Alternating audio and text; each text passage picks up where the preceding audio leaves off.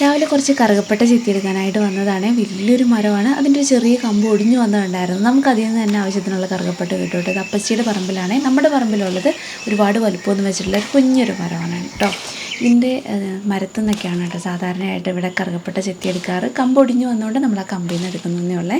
കമ്പിൽ നിന്നാണെങ്കിൽ നമുക്ക് ചെറിയ കട്ടിയില്ലാത്തതായിരിക്കും. മരത്തു നിന്നാണെങ്കിൽ അത്യാവശ്യം നല്ല വണ്ണമുള്ള കറുകപ്പട്ടയായിരിക്കും. അതിൻ്റെ കുറച്ച് ഇലയും പിന്നെ മരത്തു നിന്ന് ചെറിയൊരു പീസും കൂടി എടുത്തിട്ടുണ്ടായിരുന്നു. നമുക്ക് പോണ വഴിക്ക് ക്യാബേജും കൂടെ പറിച്ചെടുത്തിട്ടുണ്ടായിരുന്നേ. അത് നല്ല ക്യാബേജാണ്, നല്ല ടേസ്റ്റാണ് കേട്ടോ. അതിൻ്റെ പുറമേ പച്ച കളർ ഉണ്ടെന്നേ ഉള്ളൂ, ഉള്ളിൽ നമ്മൾ സാധാ ക്യാബേജ് വാങ്ങില്ലേ ആ ഒരു കളർ തന്നെയായിരിക്കും. വീട്ടിൽ വന്നിട്ട് നമ്മുടെ ആ കറുകപ്പട്ടയുടെ കമ്പിൽ നിന്ന് തോലൊന്ന് ഇരിഞ്ഞെടുക്കുകയാണ്. അത് പൊട്ടാതെ മുറിഞ്ഞു പോവാതെ എടുക്കാൻ പറ്റുന്നുള്ള ശ്രമത്തിലായിരുന്നു കേട്ടോ. അങ്ങനെ മുറിഞ്ഞു പോവാതെ തന്നെ എല്ലാം എടുത്തിട്ടുണ്ടായിരുന്നു.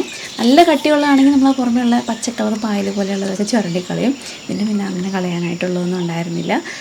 പിന്നെ വെയിലത്ത് ഇലയും ആ കറുകപ്പട്ടയുടെ തണ്ടും എല്ലാം കൂടെ വെയിലത്തിട്ട് ഉണക്കി എടുക്കണം. ഉണക്കിയെടുത്ത് നമുക്കിങ്ങനെ സൂക്ഷിച്ച് വെച്ചാൽ മതി. എല്ലാം നമുക്ക് ചിക്കൻ കറിയോ അല്ലെങ്കിൽ മട്ടനോ ബീഫ് എന്തെങ്കിലുമൊക്കെ വെക്കുമ്പോൾ അതിലിട്ടാൽ നല്ലതാണേ.